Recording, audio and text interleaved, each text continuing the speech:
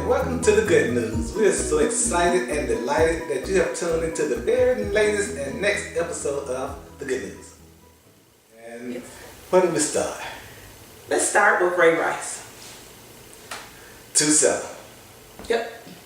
Out of Rutgers University. By way of Florida. And if I'm not mistaken, South Florida. You know, the story about Ray Rice has always intrigued me because he's one of those who fought the odds. You know, his story to the NFL wasn't an easy one, and that's the reason he was, and I guess still, admired by a lot of people because his road was rough.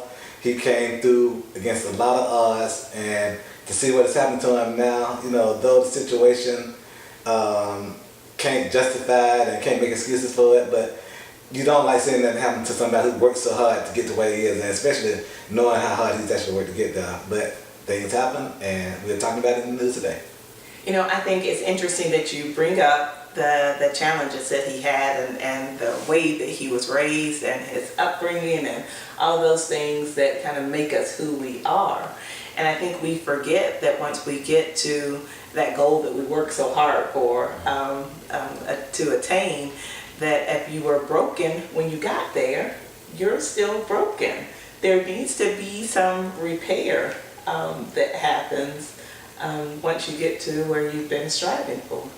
You know, I think in situations like this, and we've seen it on several occasions, that when people who are broken go from a place of lack to a place of plenty, what they fail to purchase and all they're getting is what they fail to get and all they're getting is some understanding. Yeah. And in doing so, people, when they obtain certain goals, especially financially, they spend their money on a lot of things except for themselves. Yeah. You know, they don't realize that all the stuff that you get can't replace all the brokenness that's within you, and that's what you need to be spending money on. And a lot of times people never advise them of that, and the hanger-ons are excited about them spending money on stuff because they mean that if they just get scraps, they're better than what they were. So, and I think it's by design that the NFL and the owners, and I say owners purposefully, focus more on the physical body of the talent that they have acquired, rather than the mental and spiritual health and well-being of those and those around them. I mean, it's like a recipe. I remember when I was young, I would get the Highlights magazine, and there'd be these things called rebus puzzles, where you take a picture plus this picture equals this picture. I remember that. The success plus not having had it growing up equals disaster over and over and over again. And I mean, I see some of the things that other players that have gone through that and survived and come out less scathed have tried to pour back into the young players, but I don't see it as a model that's being enacted from the NFL and owner level. I mean, it really had to be other players that had to come together and say, this is what, I mean, I've heard Herm Edwards do the talk to the young players, but again, it's not part of the induction into the huge machine that is the NFL.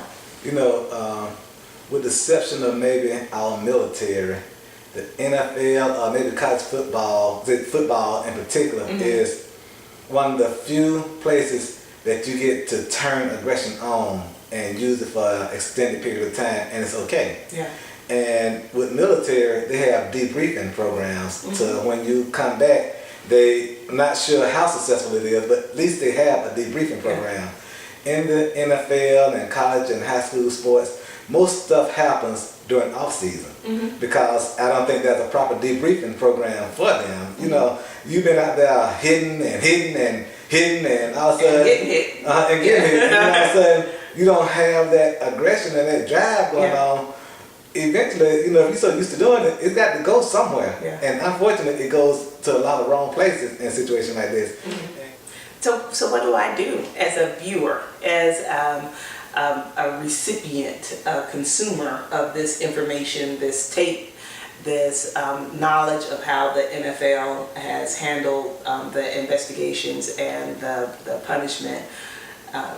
What am I to do as a consumer with my dollars? Well, with me as a consumer, boycotting Ray Rice and his wife is not the issue.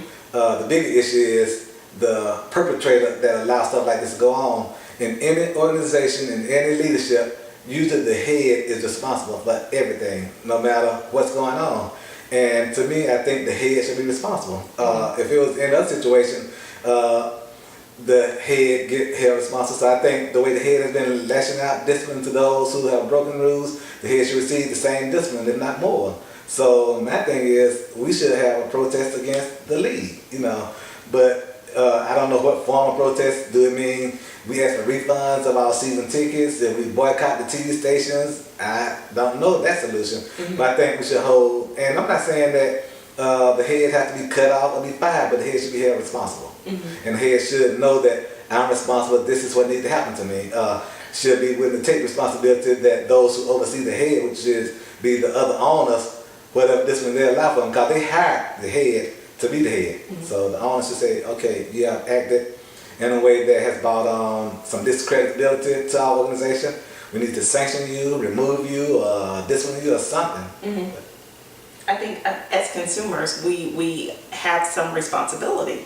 I mean, every time one of us clicks on that video to watch, when you've already been told what's on it, to replay it over and over and to further victimize the woman that was in the video. We just as eager as we are to consume, which is what we're doing, this information, we need to be willing to react on it. So before we close out, I would like to talk some about your message this morning. So you came from 2 Corinthians, 3rd chapter, 18th verse. And you talked about wanting to be more like Jesus. You said we cannot imitate. Can't imitate.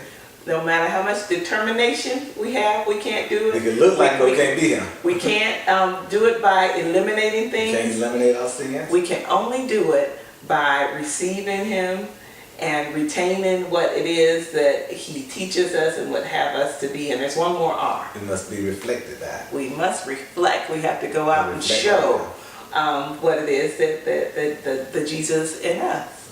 So give us some where this message comes from.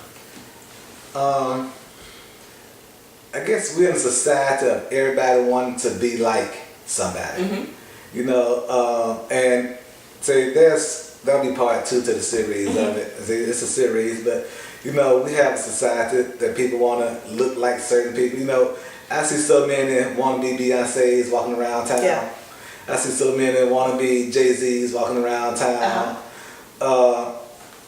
Everybody want to be something that they're not. And I'm amazed how we want to be the success we see in people, but we don't want to be the work that we know the person had to go through to be the success that they are. I thought that was interesting where you reminded us that we always want to do the miracles of Jesus, and we always want to claim that we have greater works than those that he did. If we just had the faith that he requires of us that we could do. But no one ever wants to bear the cross. We don't want to take up our own cross and follow him. So I think it was a really powerful message, bringing all that together. The things that we so easily try to do, the eliminating things. Lord, I'm never going to do that again.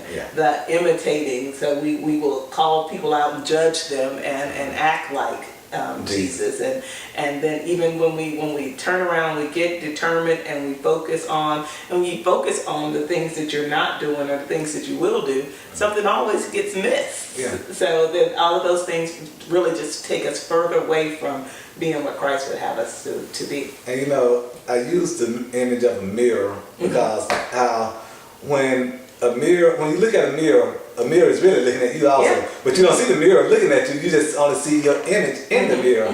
So when you think about us looking at Jesus is looking at us, and we don't see Jesus looking at us, but we got to know Jesus is looking at us, because if it's an image that reflects it has to see something. And what the image does is show you what it sees.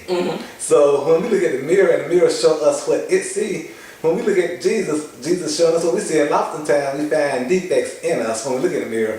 You know, and I love the illustration that I gave how when you're out shopping, the mirrors in the malls look so much different than the mirrors in our homes. And we can get an outfit and it looks so good. And I talked about how the overlight lights reflect on the mirror. And I said we need to find out what lights they use in the stores to put on our wattage. Makeup the bulbs, and because it looks different at home. The colors look different. You know, it's a different look. Well, thank you so much for another great episode of The Good News.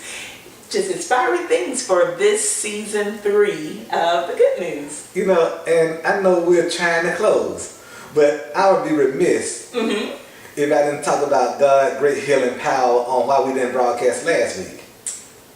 Yes. I was on the sick and shut in. You were on the sick and shut in, and I know for a fact that was some of you all out there in Facebook, Twitter, and YouTube land that were giving some prayers for my wife who was sick last week. Either with poison sumac or spider bite. We're not sure, but we had to miss service last Sunday, which was first Sunday, which we all ever do. But we missed church service, and we were in urgent care yesterday, last Sunday morning, and the prayers of the righteous always availeth much. And there's a bomb not only in Gilead, but in Metro Atlanta, and God let that bomb heal my wife and heal your friend and heal your sister. And today we're here and she's smiling, looking better than ever. And we just thank God for that. So thank you all. And we just want to let you all know publicly that we appreciate everything. And we do know that there's power in the prayers of the righteous that avail much. Amen. So until the next time. Good day and good night.